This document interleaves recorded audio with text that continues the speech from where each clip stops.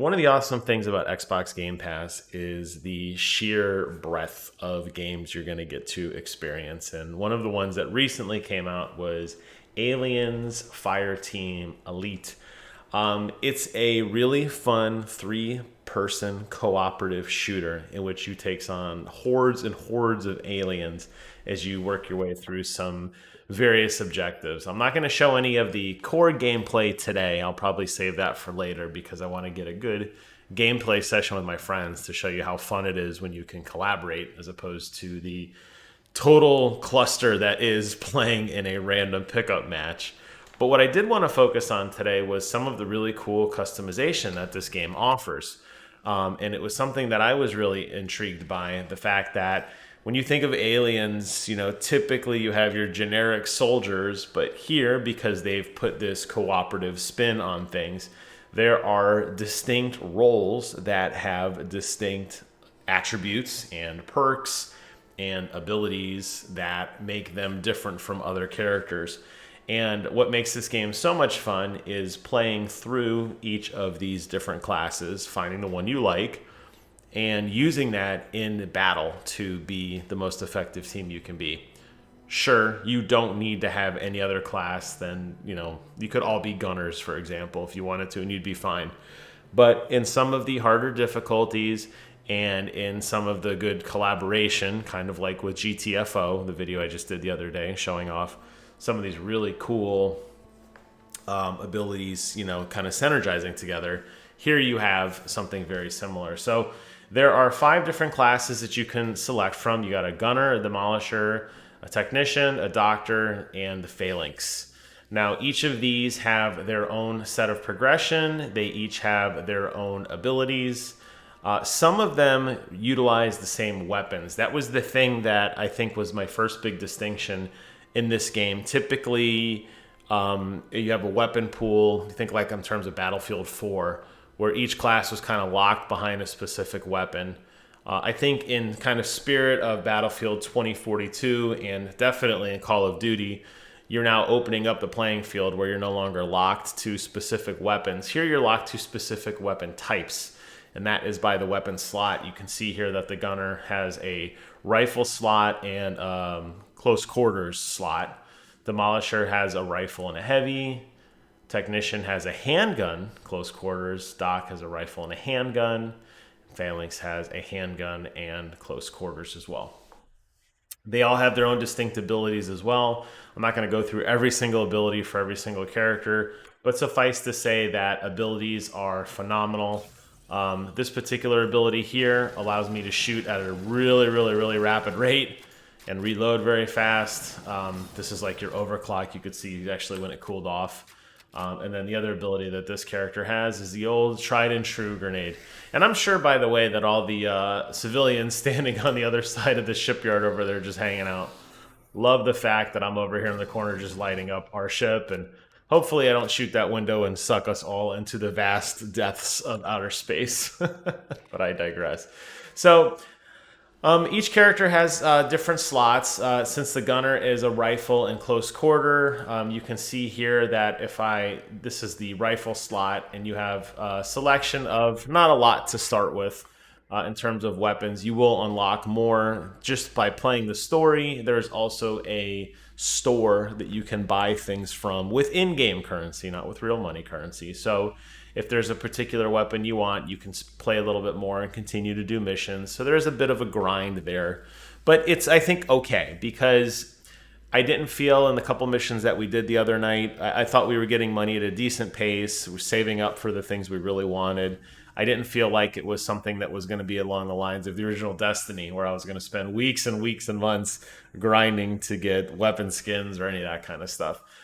Each gun also has a slew of attachments with them, muzzles, magazines, and optics that you can select from that each have their own separate attributes assigned with them that give you details on how much damage it'll do and the damage drop off and, how much damage you get for hitting an enemy in what they consider a weak point. Things along those lines, which is really, really cool. So lots of customization, and then you also have, cosmetic sprays as well, and some decals as well if you want to dress up your gun a little bit. which is pretty cool too.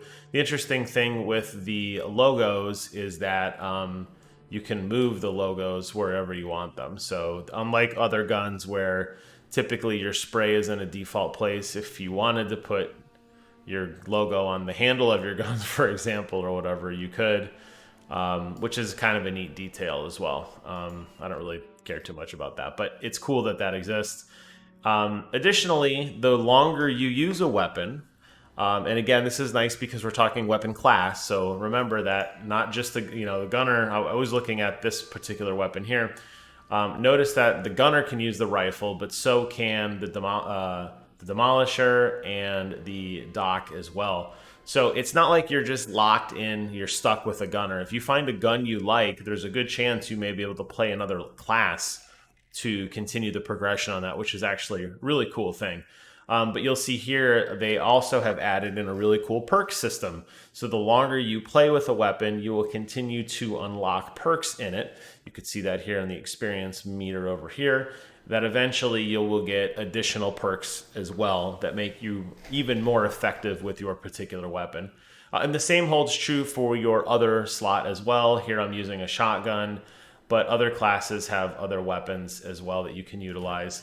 I think the one that most people seem to gravitate to is got to be the Demolisher. The Demolisher, it can use the heavy weapon slot, which is pretty amazing. You got this giant chain gun and then the tried and true flamethrower. I know I'd get yelled at if I did not show you guys the flamethrower in action, so we'll go ahead and light it up a little bit so you could see just how powerful it can get. And at close range, it is absolutely a demolishing weapon. So that's really, really cool as well. And just like with all of the other weapons as well, they each have their own set of perks and magazines and barrels and that sort of thing to progress as well, which is cool. So that is the gunplay of the game, which obviously is the biggest part of the game. You're going to be shooting a ton of aliens. You also have the separate abilities. Now, the abilities work slightly differently. Actually, let me switch back to the gunner because I do have something unlocked there. How the abilities work is you have your two perks. Now, you don't get to select what your perks are. Each character is going to have perks already defined. Here, the gunner has the overclock, and I showed you the frag grenade. The demolisher has rockets and blast wave, and each of them have different things that they do. As you progress, though, you'll unlock these modifier cards. And this is basically a grid system. Think like Diablo 2 inventory management, where you have this grid structure. You could see that I have a lot blocked off. Unlocks at rank 3, rank 4, rank 5. This eventually will fill out the grid, which will give you more slots to take the modifiers that you earned. So you're going to find modifiers that are core modifiers, which means these are for any particular portion of that character class. So I have modifiers unlocked for the gunner because I've played a significant amount of the gunner. You can see I don't have much for anybody else yet. Over on the modifier side, there are more detailed abilities that do specific things with specific abilities. But how they work, essentially, regardless of whether you have a core or a more unique modifier, is you just drag them in, and you see how it's snapping to these slots. And when you do that, you'll actually equip that. Now, obviously, because of this giant block here, I couldn't then take this here. You can see how it's blocked off. So there is a limitation. As you progress, you will unlock more of your board, essentially, which will allow you to continue to unlock perks, which offers a really nice sense of customization as well that will help you progress. So the more you play with a particular class and the more you upgrade that particular class, the stronger you will become, which is a really, really neat thing. So that's how the ability system works. So quite a bit of really customization in terms of weapon play, attributes, modifiers, perks, that sort of thing. You also have, and I have none of them here, but you could unlock some consumables in combat, and then it is very, very limited right now, but there are some customizations that you can get here. You can see a little bit of bullet holes there on my chest. Not a whole lot there. I think I have like 1 or 2 helmets, or no helmet. If you want to rock no helmet and just be, tough guy or gal, you can. And then there are some other skins too. And then here's just a generic character customization. At any time, you can select between male or female. They've got some preloaded faces, some skin tones, hairstyles. And my favorite feature is the voice lines. I got your back. don't know if you could hear that. Anytime, anywhere. But I selected a male voice for a female character, which is hysterical. So when you're running around and you're in combat and fighting, your character will be running and grunting like a dude, even though my character happens to be a female, which I thought was very funny. But I wanted to put this video out there because I looked and I honestly didn't see a whole lot in terms of discussing this game. Seems like most people just instantly focus in on the gameplay and the core mechanics involved in shooting and active cover. And this game plays a lot like Gears of War. You know, third-person combat game with a pretty generous cover system, lots of focused fire on particular objectives, and then they went ahead and added in some really fun abilities that each character can have as well.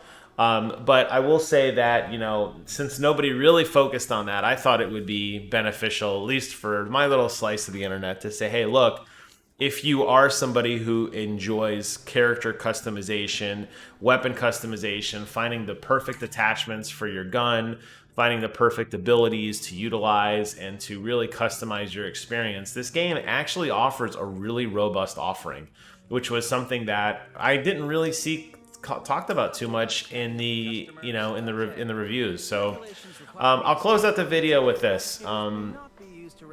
This guy sure likes talking, doesn't he? I'll close out the video with this. There is a whole separate store here of stuff as well. You have different weapons that you can buy. God, this guy won't shut up. No one cares. You have different weapons you can buy. You can see that they're marked so you can tell if they're considered rifle or close quarter. They have sniper rifles. You have different types of hand cannons, lasers, rocket launchers, miniguns. Then you have a slew of attachments. And again, you can see very quickly what each attachment snaps to on each gun. And there's a lot to select from here. Different sorts of sights and sliders and muzzle brakes and scopes and rifling. If you don't have the perk that you want, you can go out and buy perks that are kit perks or those universal perks. And then here's some of the consumables that I showed earlier. I didn't have any at the time.